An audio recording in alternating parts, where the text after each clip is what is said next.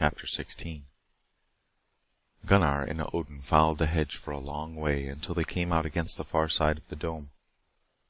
The noise of fighting still continued. It was back of them, but drawing nearer. Odin guessed, or hoped, that Ato and Val were driving the defenders before them. They came out upon a lane that was flanked by the beautiful colonnades. Near them was one of the entrances to the tunnels below, and beside it was one of the stone cressets with a high flaring flame. At the end of the lane was a dais. Upon this dais stood Grim Hagen, shouting instructions to a crew of white-skinned soldiers below him who were trying to set up a strange machine. It looked like a model of Saturn balanced upon a tripod, except that it had 3 concentric rings about it. Grim Hagen's shirt was scorched and tattered. It was falling from his lean shoulders. His face was seamed and lined. The muscles upon his neck stood out in cords.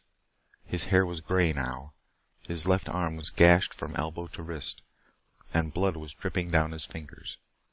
He dashed the drops aside as he screamed orders. His black eyes still blazed with that old feral hate, and though the years had wasted him, his hips were still as thin as an Apache's, and he looked iron hard. Odin and Gunnar knelt beside the railing that marked the entrance to the tunnels below. Neither Hagen nor his men saw them. Gunnar grasped Odin's shoulders and pulled him down. "Listen," he whispered in Odin's ear. "Do you hear anything strange?" Odin listened. Above the tumult behind them came that same sound which he had heard out in the plain. A whining, purring sound. The purring of a tiger feeding contentedly. Then screams drowned out the whining sound, and Odin wondered if he had not imagined it. Nearly 100 of the defenders came running toward Grim Hagen. They were in mad flight now. Most of them were weaponless. Grim Hagen cursed them, rallied them about him, and urged them to pick up new weapons and fight. Now, Ato and Val and another 100 men came charging forward. Leaving 3 men to set up the strange machine, Grim Hagen's trained Aldebaranians met them. They clashed head-on, blade against blade, fist against bone. They held there like 2 wrestlers evenly matched. For a moment Grim Hagen's men were forced back, then some new defenders swarmed out of the side alleys and joined them. A head was poked up from the stairway below. Gunnar split the man's skull and sent him tumbling down upon some new replacements. Now Grim Hagen spied Odin and Gunnar as they advanced to help Ato. Standing upon the dais, his face livid with rage, Hagen pointed to them and screamed, as mad as any of the last Caesars who had gone insane from too much power. "Look, men of the Lorens," Hagen cried, still pointing. "I will give immortality to the men who bring me those 2 alive." The first 2 to reach Gunnar and Odin died at the end of Gunnar and Odin's swords. "Your immortality doesn't last very long, Grim Hagen," Gunnar shouted as he wiped his blade. Then another man came up the stairway. Odin killed him and flung him back up on the men who followed. But reinforcements were pouring in from other lanes. Grim Hagen and his men now numbered over 1,000. Seeing Odin and Gunnar, Ato swung his men over against the subway entrance. They rallied there. Grim Hagen's soldiers came at them. Ato, Gunnar, and Odin stood side by side and led the counterattack that forced them back upon Grim Hagen's strange machine. But Hagen's men rallied and drove them back again, almost to the stairway. "The next drive will get us," Ato groaned. "Brace yourselves, men." But the next drive did not come. Suddenly a dozen screaming wretches, they could no longer be called soldiers, came running up the street. They joined Grim Hagen's men and gibbered in fear as they pointed back. From down there came a sudden burst of music. Odin's heart leaped when he heard it. It was the old song of the Bronze, but the lights were burning low back there and as yet he could see nothing. Then they came, Nia and Maya walking side by side. Behind them were a half-dozen women playing fifes and horns. One was carrying a tattered flag. Behind the musicians came a motley crowd. Old women, young women, half-grown children, and dozens of old men. All were armed, and they came forward like a rack of a surviving army at Judgment Day.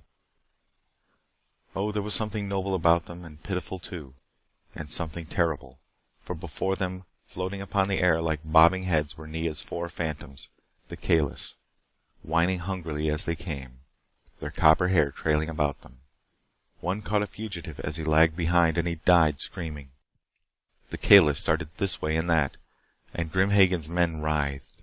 Their muscles clenched, their jaws set as though tetanus had struck them. They slid to the marble street and died.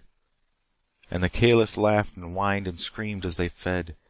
Even above their feeding song and the screams of their victims came the shrill, triumphant cry of Nia urging them on. Nor was the rest of Maya's army still. One old Bron who had been a slave of Grim Hagen for too long had found a shotgun among Grim Hagen's treasures and was blasting away. They were armed with everything from staves, blunderbusses, old 44s, and Sharps rifles to machine guns. They fired and fired. Grim Hagen's men went down. But though dozens of ill-aimed shots were fired at him, Grim Hagen still lived, dodging here and there, rallying his men, and urging his gun crew to finish setting up that odd weapon. Few were left of the 1,000 that had rallied to Grim Hagen, but another 1,000 were coming up through the hedges from other lanes and streets. Although it was a gallant, ragged little army that Nia and Maya led, it would have lasted no longer than a straw in a whirlwind had it not been for the Kalis. They appeared to be enjoying themselves, even as Grim Hagen's men were not. They zigzagged this way and that. They purred. They fed. They were stronger now, and their movements were quicker. Their victims died faster. And as they forged forward, Nia was growing in strength. She leapt after them, leaving Maya to command the small army. She screamed. She urged them on with a "Kill! Kill! Kill!" that froze the back of Odin's neck. Here was no girl trained to work in a laboratory. This was a high priestess, long derided and forgotten, come back from the stars to wreak her vengeance. Good God, Odin was thinking. What unexplored labyrinths are left in the human brain? Then there was no time for thinking. The Lorens, who were trying to gain the stairway, had finally dislodged the 2 bodies that Odin and Gunnar had flung down upon them. They came up like a surging tide, and for the next few minutes Odin and Gunnar were busy. Gunnar had never been any happier in his life. He talked to his sword, and he growled at those they killed. He yelled at Ato and Maya's wearying armies, urging them to go on and account themselves well. He stood by Odin's side, and the 2 hacked and thrust until the stairway was chocked with bodies and no one was left to assail them. He and Odin were splashed with blood. The tumult was deafening. The tiger screams of the Kalis, the agonized torment of their prey, the gun blast from Maya's army, the cry of Ato, who had hacked his way almost to Gunnar and Odin, the victory scream of Nia, and broken music. Even above all this, the mad curses and commands of Grim Hagen. Some of Grim Hagen's Lorens were in flight. Most of them were dead, but his white-skinned warriors held firm. Not over a dozen were left at Grim Hagen's side. 2 were still working with the odd-shaped weapon. There were other Lorens coming out of the hedges, but they held back. They had seen enough. Had fortune favored Ato then, his army would have won. But at the precise moment when the balance was swinging toward the bronze, Grim Hagen's gun crew got the strange weapon unlimbered. The globe started turning. Unseen motors roared within it. As though spun out like gleaming strands of cobwebs, coils of light came flickering toward the attacking bronze. Like blue-white ripples, they went across the forerunning Kalis. The ripples of light went on expanding. The shotgun in the hands of the old bronze suddenly burst to pieces. The old rifles fell apart. The newer machine guns talked briefly and then disappeared in a burst of flame that took their masters with them.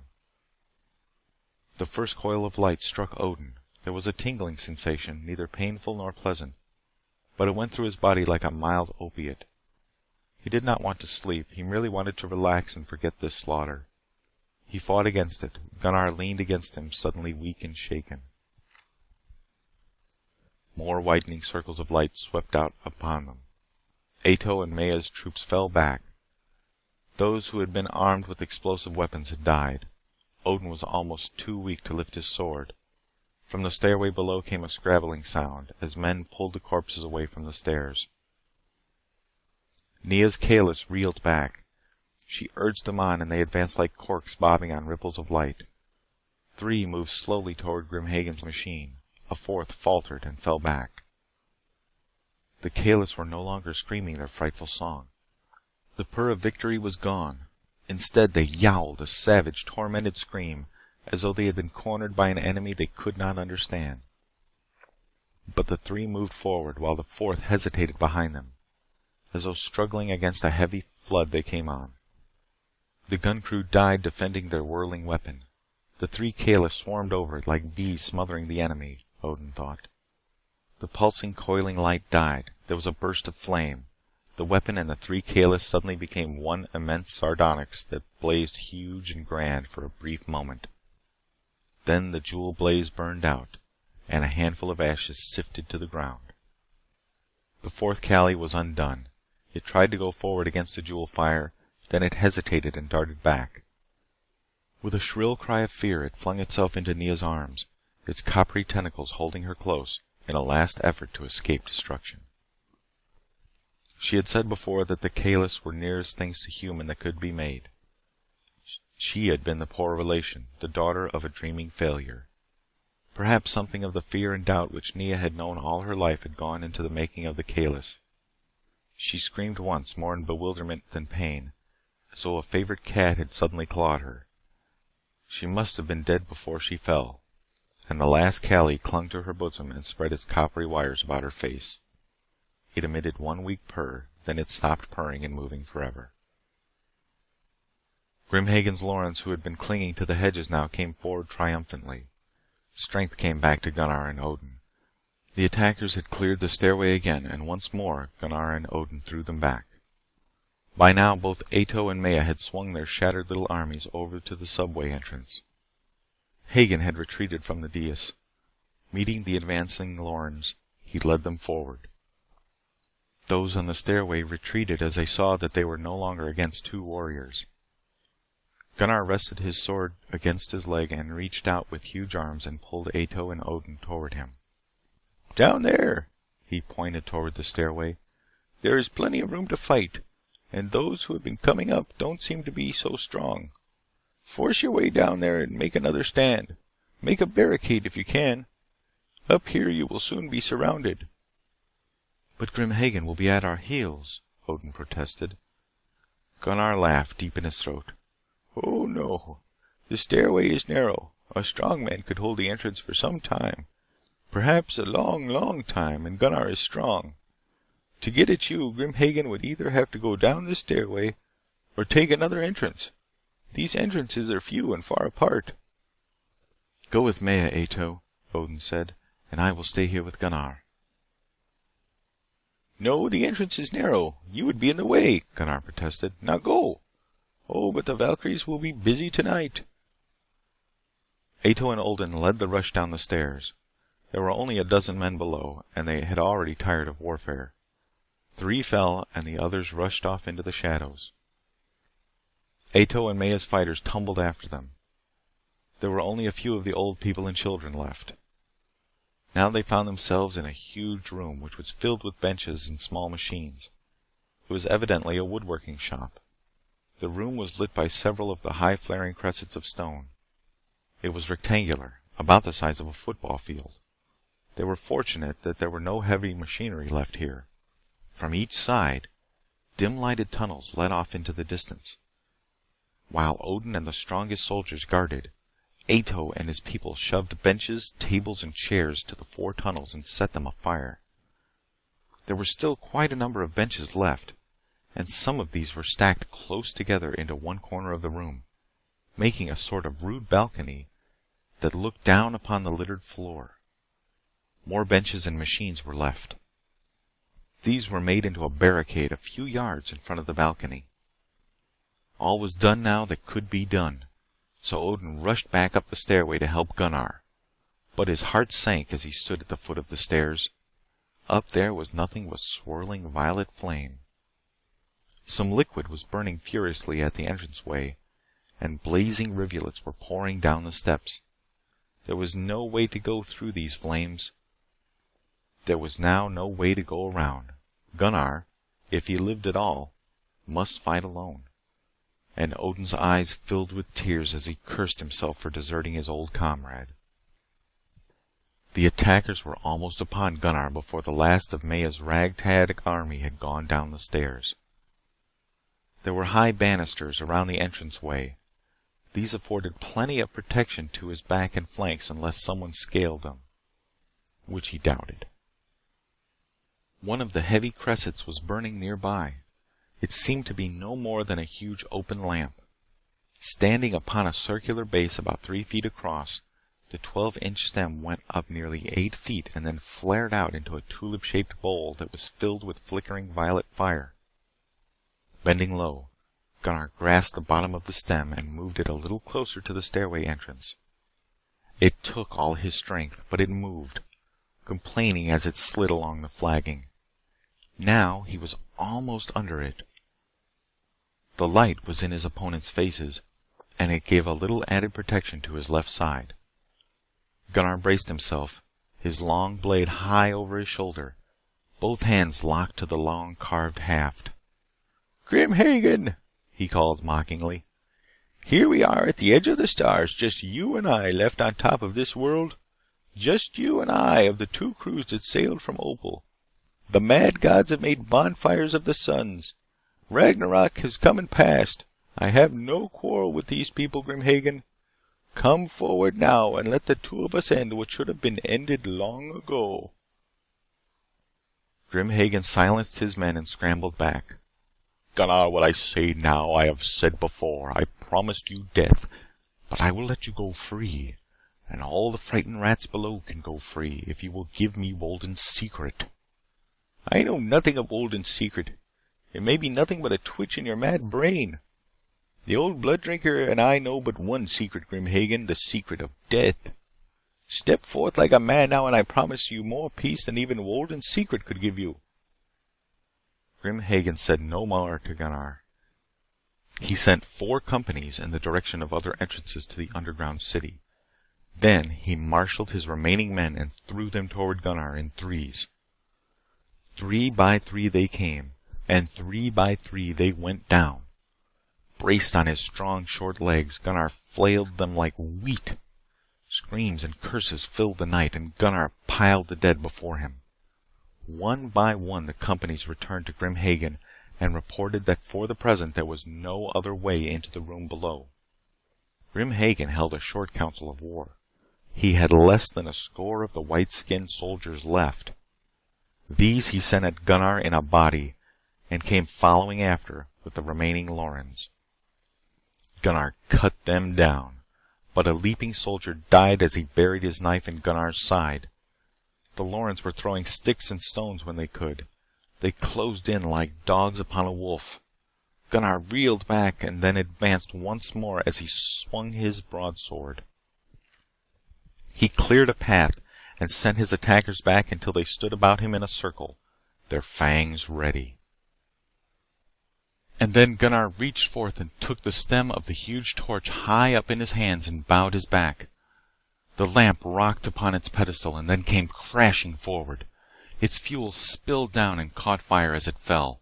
Flames leaped up and lashed out at the Lorens. The fierce flames drove the attackers farther back. But in falling, the great lamp careened and half its liquid had splashed across the entrance to the tunnel. It caught fire. Gunnar gasped as it struck him. Then he strode forward like a dwarf king advancing from hell. A thrown knife caught him in the chest. Gunnar took another step, and another knife caught him below the throat. He stood there, trying to go on, and a mace thudded against his temple. Gunnar reeled back into the flames. End of chapter 16.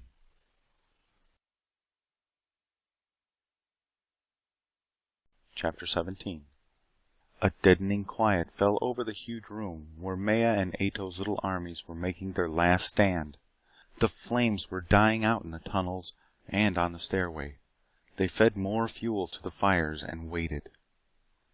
Maya was at Odin's side now. They clung together. Jack Odin kissed her and swore that they would never be parted again. "Until death," Maya said, and raised her lips to his. He shivered. It was a promise and an assurance that might be kept too soon. The fires could not burn much longer. Grim Hagen's power over the Lorens might be questioned after that havoc that had been wreaked upon the city above. But Hagen and his white-skinned soldiers could still fight. And Grim Hagen's hate was hotter than the fires that were now dying out in the tunnels. Ato joined them. He had proven himself a general. Outnumbered all the way, he had broken Grim Hagen's lines time and time again during that awful night. "I think we'd better wait behind the barricades and make our last stand upon the balcony," he said. "We can't defend 5 entrances at the same time." Odin agreed. "Some of Maya's people are unarmed. We still have a few of the Lorens who joined us. They are good fighters, better than the Lorens who are with Grim Hagen. Apparently he drew his following from the weakest among them." "Aye," Val the Loren agreed. He had fought near Ato's side all through the night, and his lean left hand was rubbing 2 deep cuts across his chest. "They have already had enough. But they have asked the wild things in the moss country to dine with them, and now they can't get rid of the guests. If Grim Hagen and his soldiers should die, they would give up in a minute." "Are your men still armed, Val?" "Aye. They know how to hang on to weapons." "Not all of Maya's people are. I don't like the idea of the children and the old men fighting."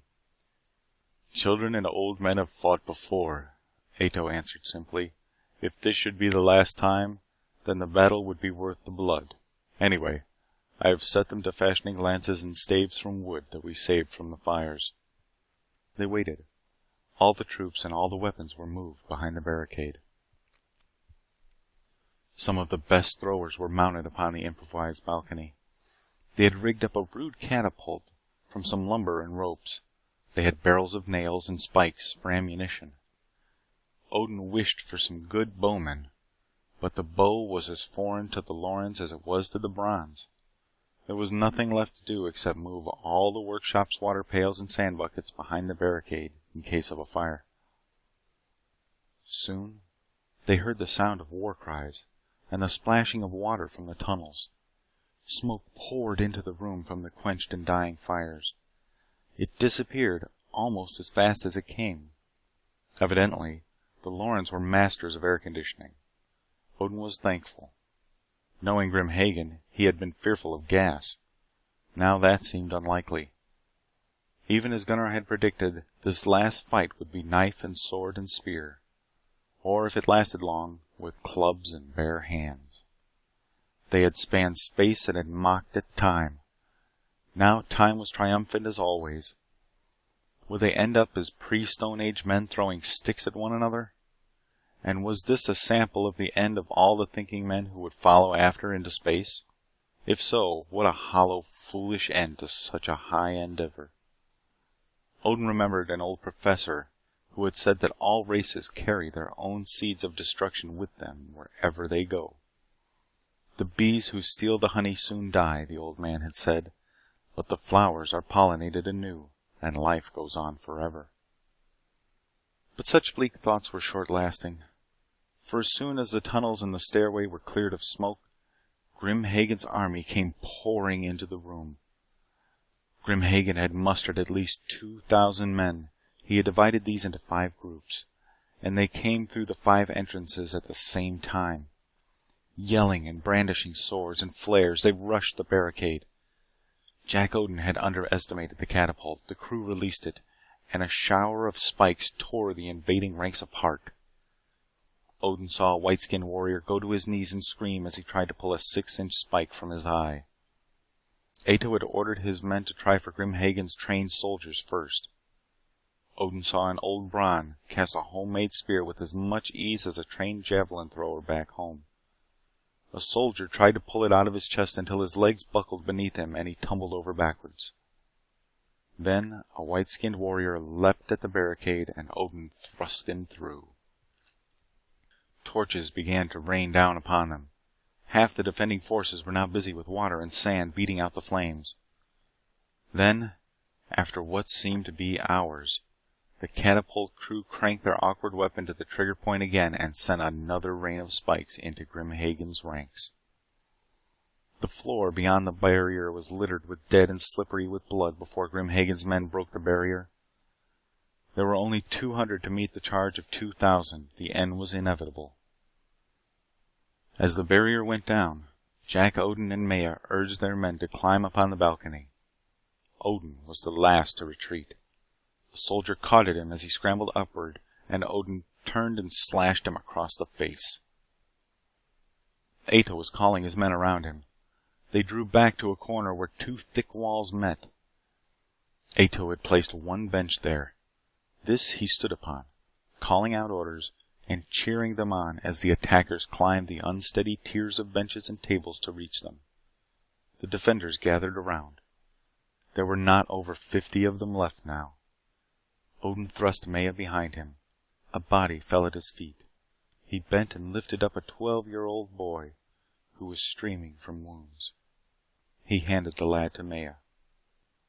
Grim Hagen led the attack. Odin braced himself. He took one step forward and waited. Seeing him, Grim Hagen veered toward him, screaming a mad battle cry, his eyes wild with hate.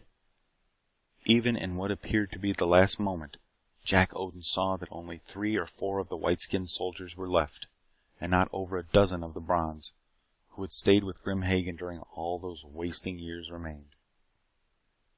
He did not take his eyes from Grim Hagen. He was conscious only of a sudden flickering, as of many lights twinkling on and off, but he did not know what was happening. Maya told him later. Ato was already bleeding badly from a deep slash in his shoulder. As he rallied his men around him, someone threw a knife that buried itself in the right side of his chest. He stumbled and went down to his knees. Then he struggled up, and as he stood straight, he reached down to his waist and clutched the little slug horn of moon metal that his father had given him. His head went back as he raised the horn to his lips. Like Childe Roland, who came at last to the dark tower, he blew one unheard blast. Suddenly, the room was filled with lights, flashing and dancing everywhere. Whispering, a stillness fell upon the room and the shambles. Men paused as they lifted their knives or braced themselves for a last thrust. For a single breath, all was in silence. Then, a light began to whisper. Ato, it is I, your father, Walden. I have learned the secret of time and space, and we have come here for you, my son. But before we go, we must rid ourselves of the mischief makers. The lights darted down upon Grim Hagen's men, and as they touched them, the cold of space came flowing through. They fell, one by one, and the hoarfrost covered them like spiderwebs across the faces and bodies of long-dead mummies. There was a spattering sound, as of sleet falling against a distant roof. A strange smell filled the air, and one by one, Grim Hagen's men went down. End of chapter 17.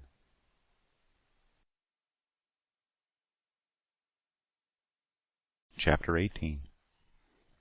All this happened while Grim Hagen was rushing toward Odin and Maya. A thin trickle of blood was flowing down the corner of Hagen's mouth. Odin heard the voices.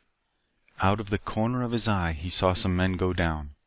The room felt cold now, and a thin breeze was going through it, as though blown gently across the star spaces. He saw a light dart down toward Grim Hagen. But at that instant, Grim Hagen reached him and swung his sword. Jack Odin stepped aside. His foot slipped upon the unsteady planking of the improvised balcony.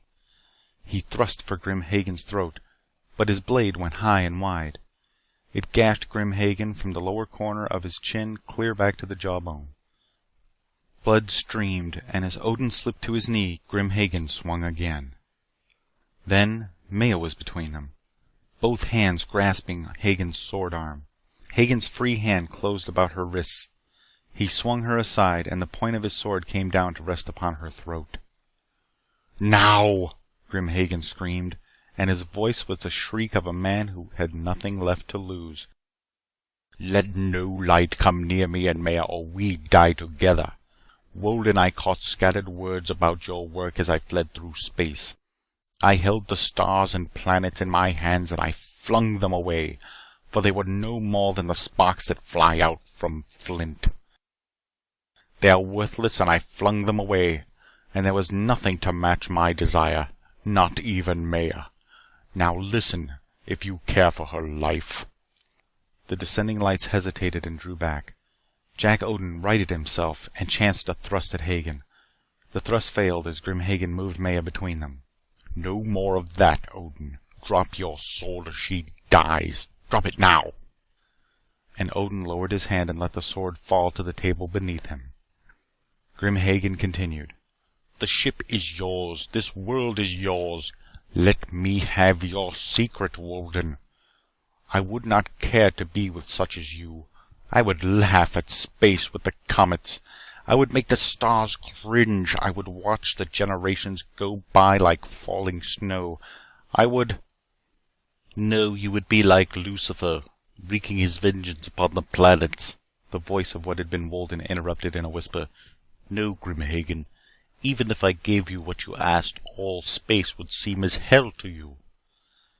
Grim Hagen smiled an evil smile. "So, but it is I who make the bargain. Even yet, Maya goes with me, remember." But at that instant, Maya got one hand free and thrust the sword aside. It was all the time that Jack Odin needed. Reaching forward, he grasped Grim Hagen's sword with his bare hand. It cut to the bone. And then he had Hagen's wrist with his free hand. He twisted. A bone cracked, and he shook the blade from Hagen's grasp.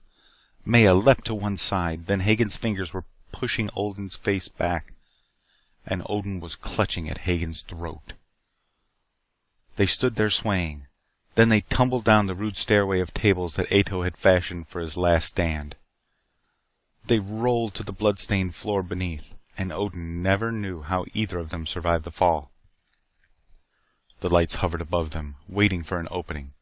Maya took up a fallen sword and came following after. Grim Hagen's fingers were feeling for Odin's eyes. Odin got a bloody fist against Hagen's face and shoved him back.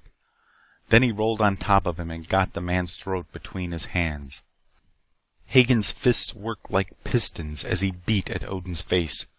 Odin felt the blood dripping down upon his hands and upon Hagen's throat, but he held on. At the last, Grim Hagen screamed and clawed like an animal. And then it was over. The hand stopped clawing. There was one last sob of pain and hate that was cut off in the middle.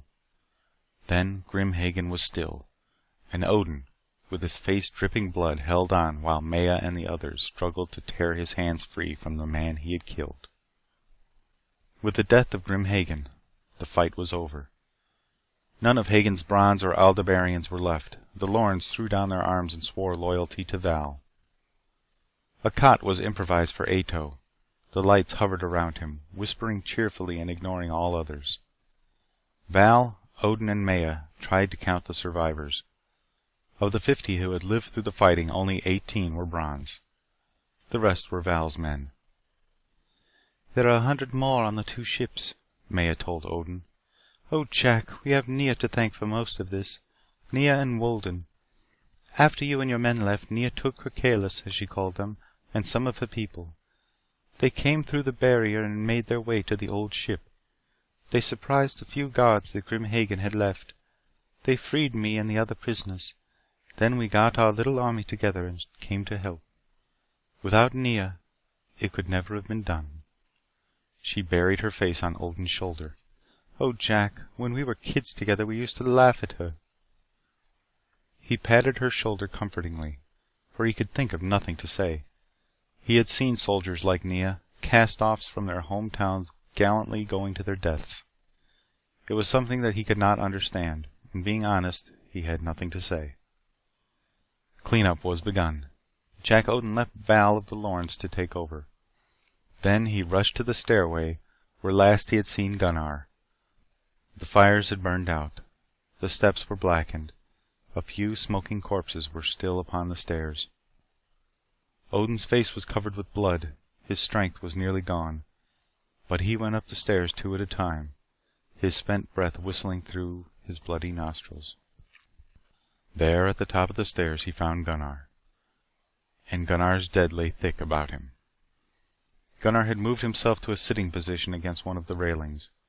His chin was upon his great chest and his eyes were closed as though he slept. But when Odin knelt beside him, he opened one eye and looked up with a twisted smile upon his broad face. One side of his face was barely recognizable. Gunnar was badly burned.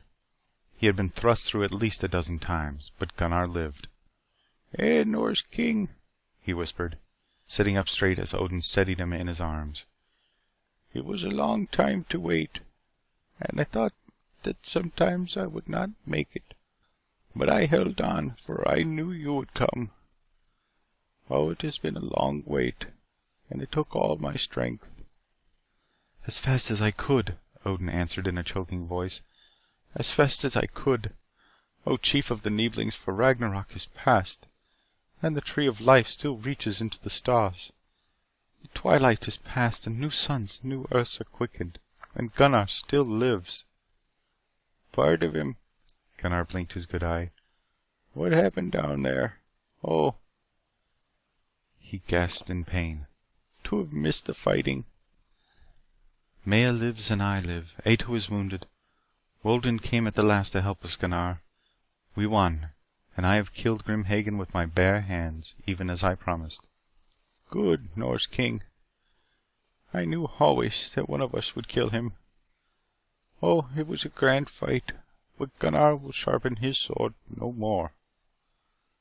There was a ford near my father's house where the clear water ran fresh over the stones. That might help me, but it is far away. My father, too. You tell Frida that we did not make the long trip in vain." "If I can," Odin promised. "Oh, you can, for we have won the stars. Nothing is beyond us, except youth, maybe." Gunnar closed his eyes and slept for a few minutes while Odin held him in his arms. Then Gunnar awoke. He smiled at Jack and murmured, "To awake on the sea of the stars." Jack Odin had heard Gunnar sing those words before. They belonged to an old Norse lullaby that Gunnar's mother had crooned to him when he was a little boy. Then Gunnar died, and Odin knelt over him, tears streaming down his broken face. End of chapter 18. Chapter 19. 6 months had passed since the battle. The city of the Violet Dome was rebuilt. The ashes of the dead had been strewn upon the mossy plains. The two ships now stood in peace and gazed at each other across the expanse of moss and grass that had replaced the cinders left from the fighting. Another city was being built a few miles away. Ato had soon recovered from his wounds, and his ship's captain had married Maya and Odin. So it was over, but Odin and Maya had asked for Gunnar's ashes and had buried them out there on the plain, beneath a gaunt tree which was something like a mesquite. Gunnar would have liked that. Twisted, gnarled, and tough, the tree spread out its branches above him, and a bird had built its nest there and sang its old song of stars and men and time. The Lorens were a happier people. One of the first things that the lights had done was to plunge back into space. Within a few days they returned, trailing a huge dust cloud behind them. It must have been the last salvage from the explosion that Odin had witnessed back there in space. The cloud trailed out in one great streamer and slowly circled the ancient sun. Slowly the spirals came nearer to the fires. The sun fed, its old warmth returning. It smiled at its lone child. The air of the planet of the Lorens grew warmer and fresher. The plains seemed to shake themselves as a new spring returned to enliven the land and take up its old work of helping life to beget new life. Out there in empty space, Odin fancied, Death lowered his scythe and smiled and shrugged his lean shoulders as he went away to harvest other suns.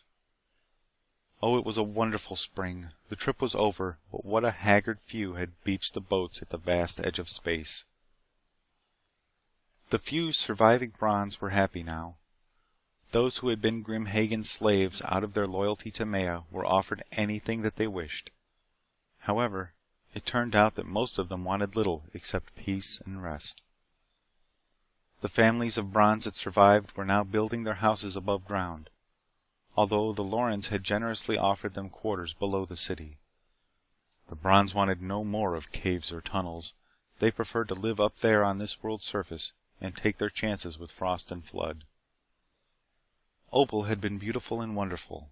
It had been like living eastward in Eden, but Eden's gardens were no more.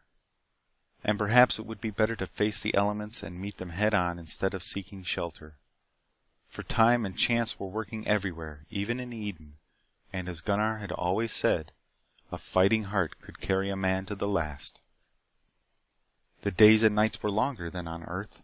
The work was long and hard, but the world of the Lorens was being rebuilt, and at night, Odin usually set an hour aside to work on his notes. At times he talked with Wolden, although he never could be completely at ease when talking to a light. Nor could he understand half the things that Wolden told him.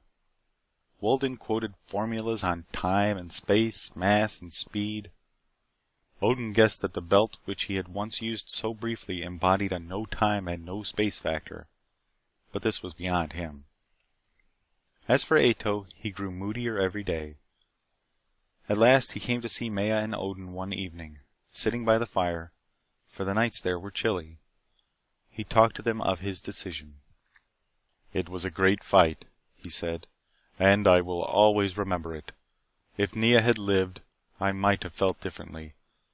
But Wolden and the others say that they will not stay here much longer. I have decided to go with them. Theirs is a sort of nirvana, a timeless, dimensionless existence. Yesterday and tomorrow, near and far, are one." Maya shivered. "It sounds like a frightening existence. I don't understand it at all. It is as though they had become spirits without dying." "Perhaps," said Ato thoughtfully, looking into the fire. "You may be right. But they say it is wonderful to be freed from the shackles of space and time. You remember the belt, Odin? Wolden has merely improved upon it. Soon, I think, I will put on the belt that they brought for me and go forth with them like Leapus to invade the night." He paused a minute and then added cautiously, "They have brought 2 more belts with them, for you two, if you should decide." Maya shivered. Odin laughed as he shook his head. "No, I am a man. Just flesh and blood, Ato. And I choose to stay here and take the blows of time. To endure to the end, even as my fathers before on Earth." Maya snuggled against his shoulder and she nodded her agreement. Ato smiled. "I thought so. But we will say no more about it. There is one thing that you may not understand. Wolden has tried to tell you. But he is a scientist, and his words are different and difficult to follow. You and I have fought shoulder to shoulder. Perhaps I can explain." Then he talked for nearly an hour about the passing of time, and how a ship could circle the universe at the speed of light, and upon returning it might find its home port nothing but dust and memories. For while their hearts were beating once a month out there in space, tide after tide of years had flowed over their homes and their loved ones. It was a sad, bewildering speech. It reduced time to nothing, and both Maya and Odin felt a lump of ice in their throats as Ato talked. But even after he had finished, they shook their heads and clung together. A chill wind from space seemed to be blowing through the room, whispering of time's vagaries, and how space had different clocks, and how the affairs of men were swept by time and chance down to a sunless sea. For the last time, Jack Odin and Maya refused Ato's offer. Eden was behind them. Immortality was lost. But Adam and Eve held close to each other there at the edge of space, and as they left Eden behind, an old sad nobility clung to them. Something brave and beautiful, like the last leaves of autumn glinting in the setting sun. The notes that Dr. Jack Odin sent me are ended, but even as before, he wrote a short letter and added it to the package at the last. "Dear Joe," he began, "Wolden and Ato have agreed to deliver this message and the attached notes. Walden says that it is a terrible experience to go from the fourth dimensional light of his into a time-bound world. He will not again obligate himself as a messenger boy. I promised to let you know how we fared, and here is the tale, if you can piece it together. And I suppose you can, for you always like to monkey around with words. From this distance I would say that putting words together has been both the curse and the blessing of your entire life. I fear that I cannot understand Ato and Walden's talk, but let me put it this way.